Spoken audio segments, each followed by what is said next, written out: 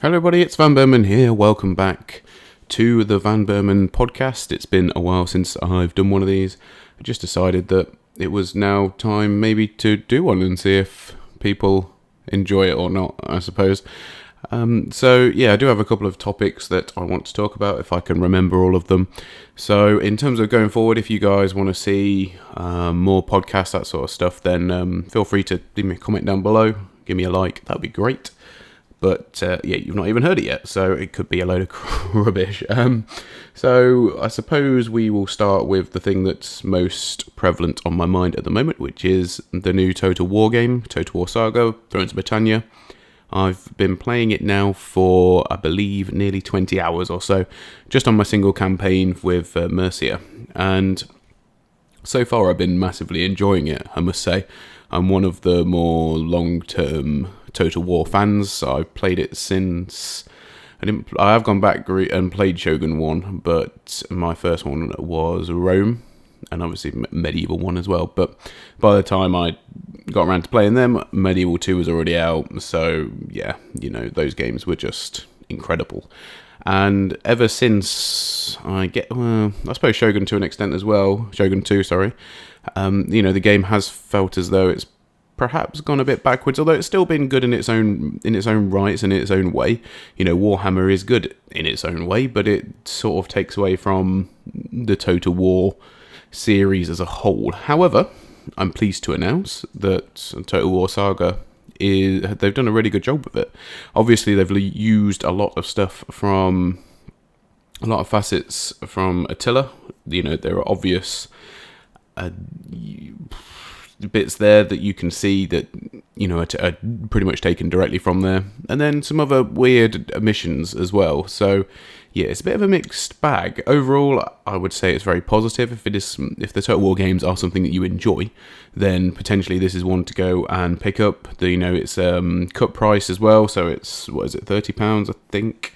In the UK it was, they did have a 10% off, didn't they, if you pre-ordered it, which is obviously how I got my copy. I was actually, obviously this is a podcast, so I can talk about whatever I want, but I was watching a YouTuber, can't remember his name, it's got Total War in it, and I saw a video of him basically crying with the fact that he wasn't sent a full review copy to look at the game, and he was upset that other people had been given so, because apparently he didn't say nice things about the game. Which, you know, I mean, I don't know. I don't know how I feel about that personally, to be honest. I feel like, you know, if your convictions are so strong, then you got to take that on the chin. But yeah, it is £30, just having a look. And apparently the reviews on Steam are mixed. Bizarre. It's not a Total War game like they used to make them. Weird, seeing as this one is like perhaps one of the better ones that some people's reviews really do. And he's played it for the same amount of time that I have. We'll have a look through this particular one. I think it's got quite a few votes up. So it is Chromex on Steam. He's put. We'll just go through a few bits and see what I feel. The game eeks of lazy design. I don't necessarily agree with that. Simply removing mechanics to reduce the complexity. Okay, yeah, you know, there is a little bit of that. You know, there's a lot less stances that you can take in the game, so you can't have forced march, which is a pain, because, you know, you always find yourself, you know, getting just before a town or a city or whatever, and needing just that little extra. Then sometimes, you know, it's worth the penalty that you get from being in forced march to sort of like nip in, I suppose. So yeah, those, and obviously the ambush stuff as well. Those bits are, yeah, okay. They have taken away the complexity in some aspects, so I'll give him a correctamundo for that. It plays more like a mobile app. Ooh, really? Is that how he feels? It doesn't have that feeling to it for me. Not at all. In fact, I don't know what mobile games he's playing. Maybe they've come on a long way since I started playing them. But no, I mean, I don't get that at all. He's put the unit rosters are a bore fest. Well, I mean, I guess when you're doing the British Isles, there's only going to be so much variation. I mean, there is some variation in there with obviously the Vikings and the English and the Welsh. Not the two sets of Vikings, I suppose, the Celts, sorry. There are a couple of unique, but generally, the units would have all been pretty similar. It's a bit like someone, and I launched that criticism at Shogun 2, but it is the way it is. When you do a confined area, you're not going to get that variety. It's not the same as doing, a Rome or a medieval where, different cultures were experimenting with different tactics in warfare. They are pretty much very similar in many aspects. The main difference being how obviously the Vikings treated their warfare, and obviously their use of longbows. But I don't know. I don't get that criticism for me. But anyway, if that's how he feels, then that's okay. They had a similar problem with Charlemagne. It does feel similar to Charlemagne. And Charlemagne should have had more variety, but I don't think it was terrible. By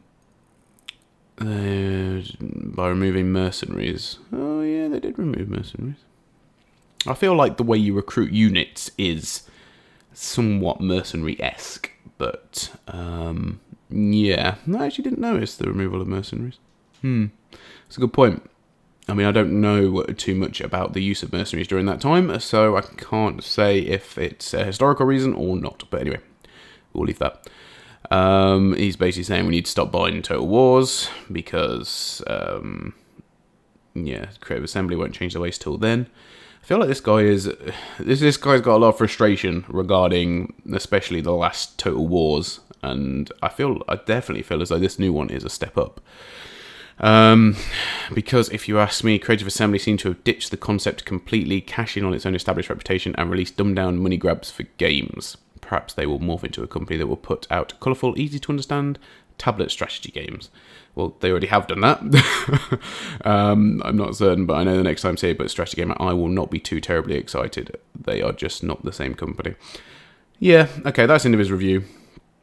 I'm not going to put a negative on his review or anything, but I don't really know how I feel about that necessarily.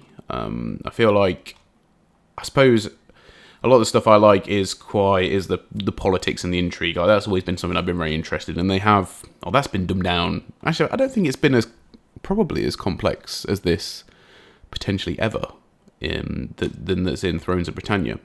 And it is speaking for the time, effectively.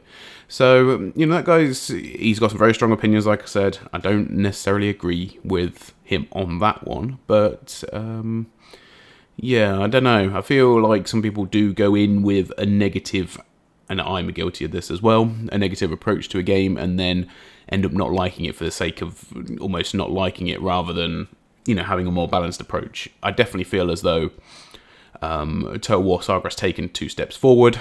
Whether you could say that we were already 10 steps behind is another thing. But no, I'm enjoying it. I like the period in history. I like the geographical area, obviously, I'm from there, so I find all that stuff very interesting. And I suppose this is sort of moving on now from Thrones of Britannia, but for those of you that watch The Last Kingdom, it was on BBC 2. It is set within this time period, obviously. It's not historically accurate. I believe it's based upon a book that was written regarding this time period. And I don't know, I can't say this for certain, but it seems like Creative Assembly have taken a lot of influence, although there will be a lot of influences anyway, but taken a lot of stuff from that in terms of how they've created the games and different events and scenarios therein. The Last Kingdom as well, I did some research yesterday because obviously I've been playing a lot of Thrones of Britannia, so I naturally want to supplement that with, stuff that is of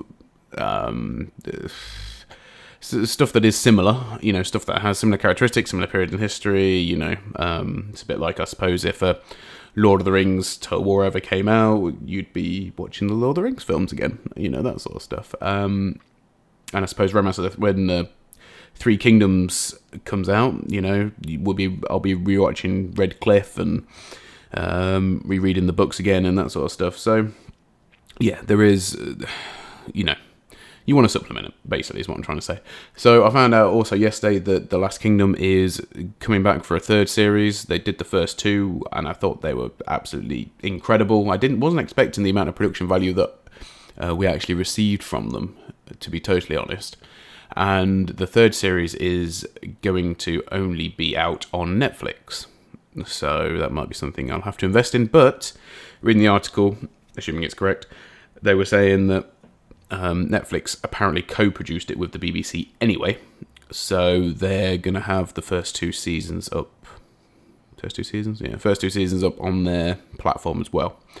So eventually we'll be able to watch all of the Last Kingdom stuff on Netflix. So yeah, that's good to see. That's good to know. It's coming out towards the end of the year, I believe. So probably September time, I'd have thought. But they are filming it now, so that's all good stuff. And I think we've got... Oh, no, Game of Thrones isn't out till next year, is it? But...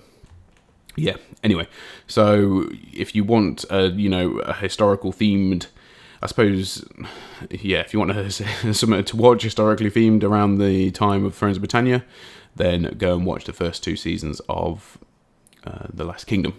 Well worth a watch. Enjoy it. Massively enjoyed it. So, where were we? Yes, talking about Thrones of Britannia.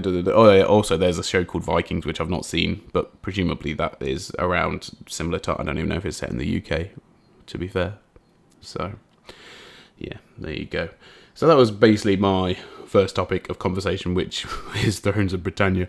I wrote a mental list in my head last night of things that I was going to talk about, and totally gone. Remember this bit, and that's about it.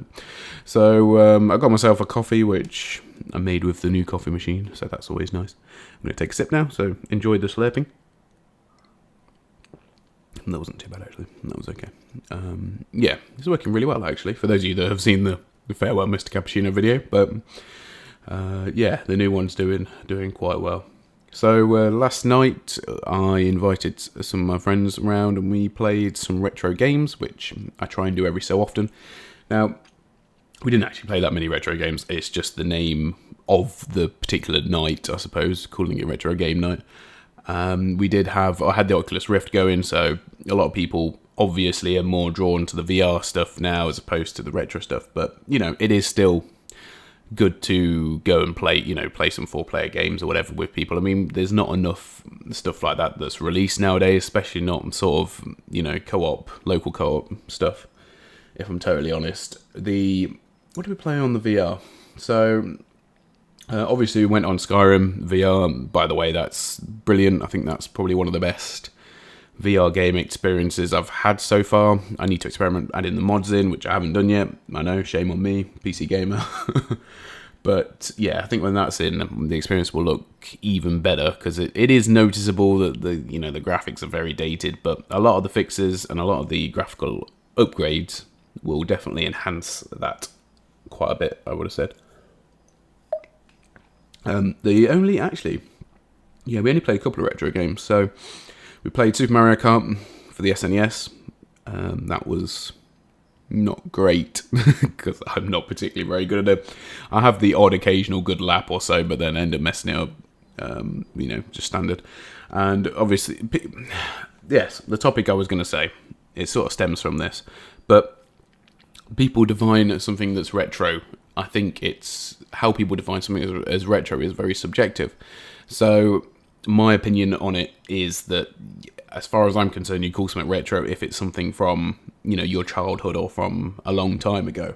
So we were playing International Track and Field 2 for the PlayStation 1. That's a pretty big staple of retro game night.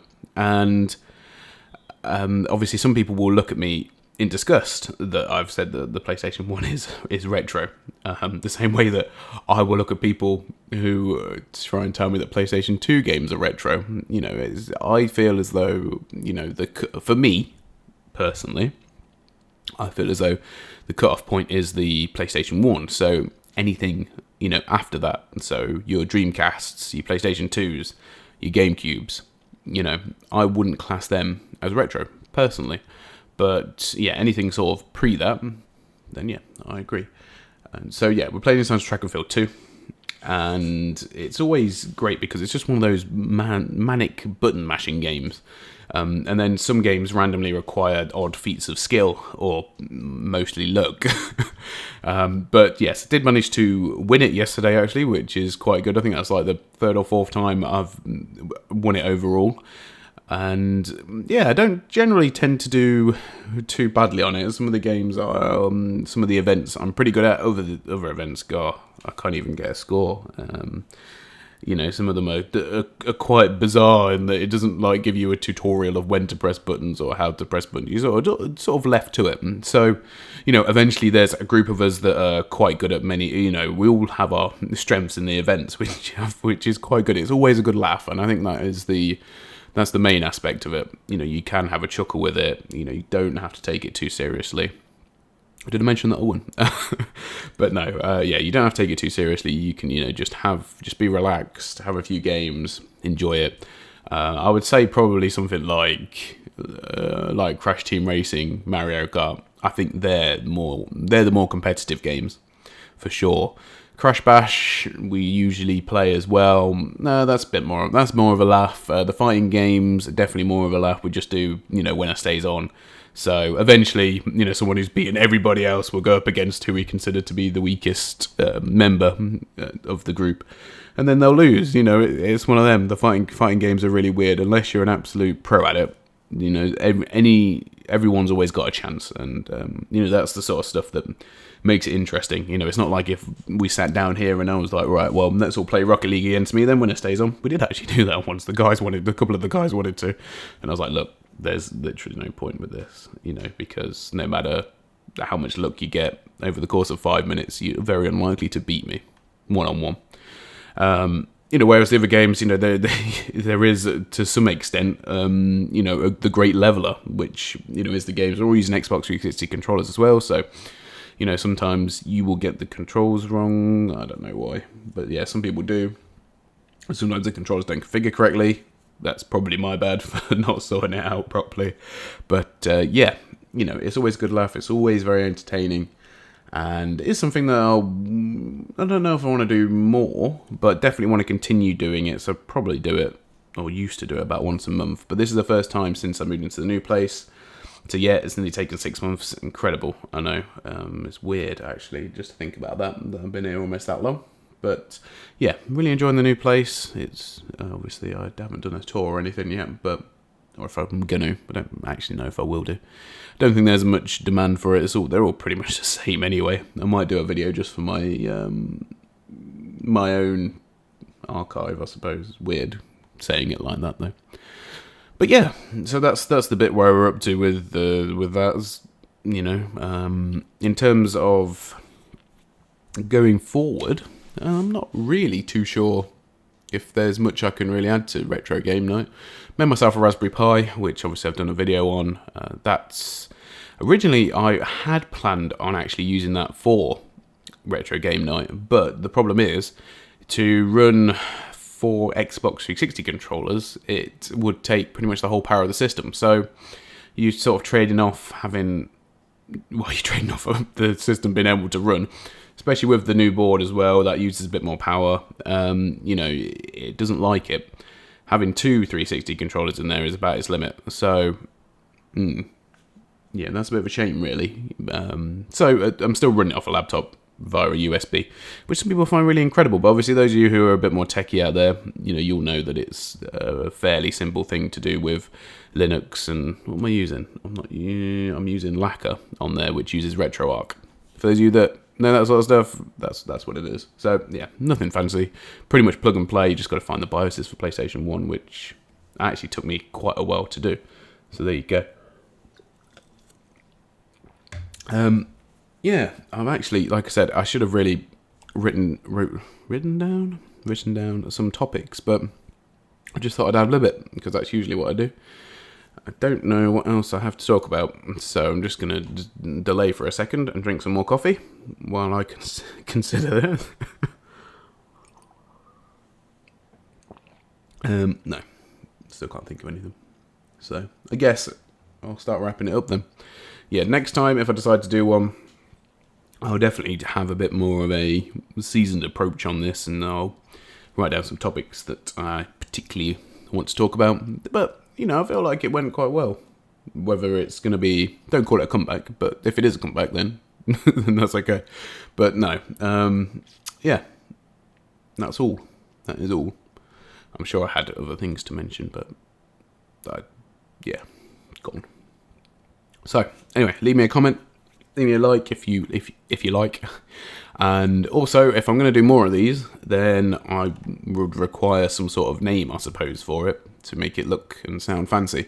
So any suggestions for that, leave me a comment down below. Oh yeah, there is one more thing I forgot to say. There's potentially, it's not confirmed, but you will know him as Gator the Legend. Me and him have been talking, and preliminary, maybe, it's not confirmed. We haven't decided, we haven't organised a time or a date or whatever yet, but we might be doing a podcast together or he might be doing a podcast, should I say, and I might be joining him over on his channel. So if that does go through, expect some sort of announcement video off me if you want to go and check that out. Don't know what we'll be talking about. I will definitely suggest that, we each pick a couple of topics and do it that way and be a bit more structured with it, rather than this, which has just been me just going all the time. So, yes. Anyway, thank you for watching, and hopefully I'll see you all very soon. Goodbye.